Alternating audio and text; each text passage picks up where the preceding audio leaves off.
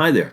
In this video I'll be answering a question on electricity, calculating the combined resistance of components when connected in parallel and discussing how placing components in series or parallel might affect their performance. Here's a question from the 2013 Intermediate 2 paper. An overhead projector contains a lamp and a motor that operates a cooling fan. A technician has a choice of two lamps to fit in the projector. Lamp A, rated 24.0 volts and 2.5 ohms, and lamp B, rated 24.0 volts and 5.4 ohms. Part A then asks, which lamp gives a brighter light when operating at the correct voltage? Explain your answer. So, I'm going to show you two possible ways to answer this question. First off, it's mentioned that both lamps operate at 24 volts.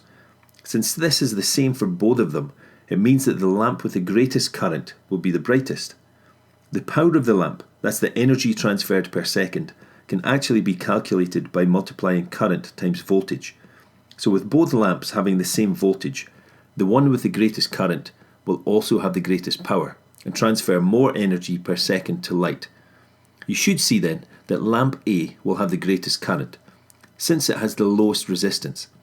Here's our first answer then. Lamp A will be brighter.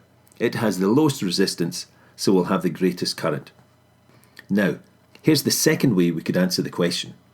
I said before that power is the energy transferred in 1 second.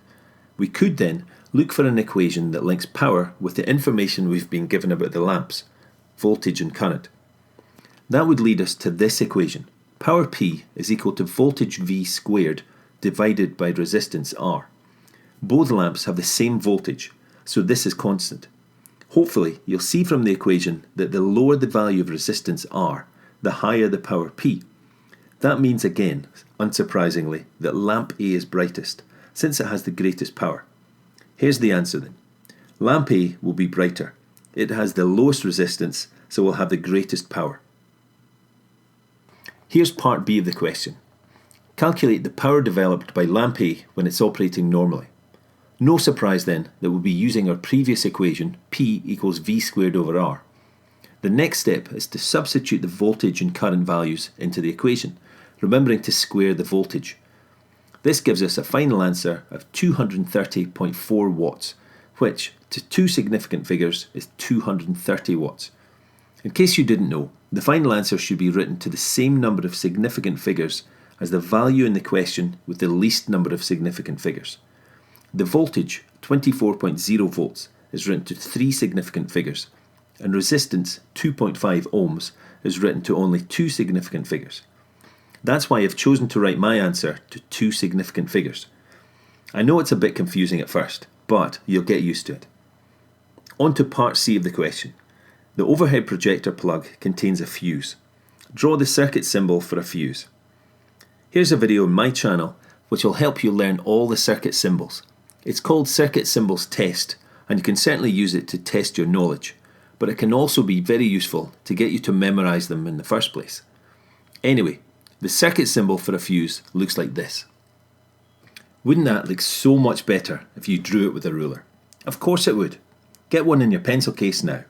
And, while you're at it, get yourself a pencil case. Part D of the question looks like this.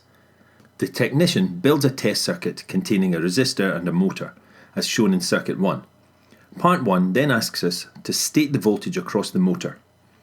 The thing to remember here is that we're dealing with a parallel circuit. In a parallel circuit, it's current that splits, but the voltage in each branch is the same.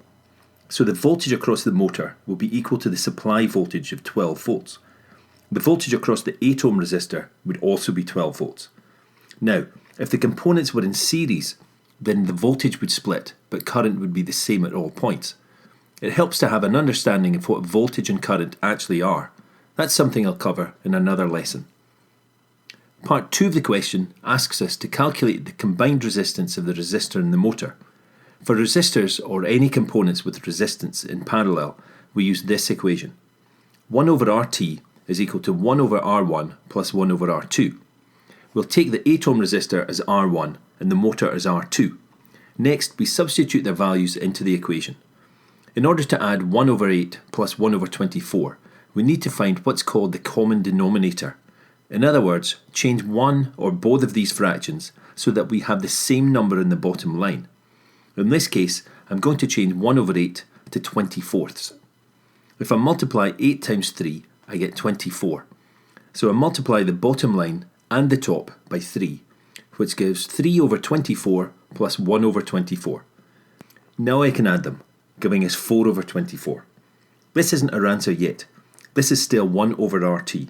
To get RT, the combined resistance, we just flip this fraction upside down. That gives us RT is equal to 24 over 4, which is 6 ohms. If you struggle with this type of question, then look out for another video I made called Adding Resistors. Finally, here's part E of the question. The resistor and the motor are now connected in series, as shown in circuit 2. State how this affects the speed of the motor compared to circuit 1. Explain your answer. Again, there are a few ways to answer this question, and I'm going to show you 3 of them. I know it's a lot, but trust me, it'll be really helpful. The first is to think about the current in the 2 circuits, which depends of course on the resistance. When the motor and resistor were in parallel, the combined resistance was 6 ohms. In series though, we use this equation to find combined resistance. In other words, we just add the 2 resistances together. So the total resistance when in series will now be 8 plus 24, which is 32 ohms. We can say then that the combined resistance of the circuit is higher, so the current in the circuit will be lower. Therefore, the motor will now be slower. If you're really on the ball, then you'll know that the current in parallel splits, so not all the higher current will go through the motor, but the current in the motor will still be higher when in parallel. If you're really on the ball, you'll also know that voltage splits in series. So in circuit 2 here, the voltage across the motor will actually be less than 12 volts.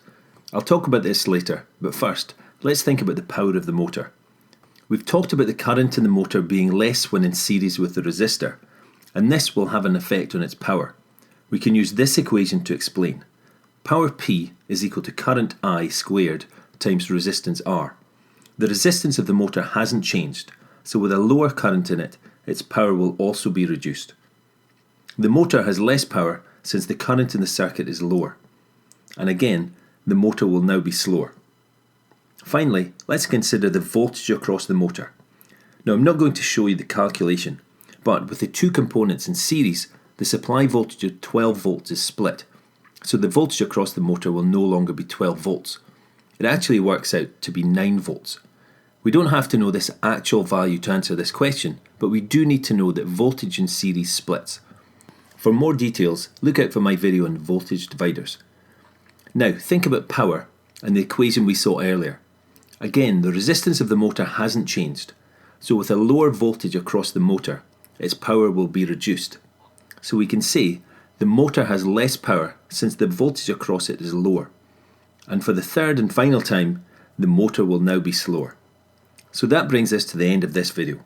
If you found it useful, then, if you've not already done so, please subscribe to get updates when new videos are released. Get all your friends to do the same too. For more information on upcoming videos, summary sheets and so on, visit physics-podcast.co.uk. Thank you for listening.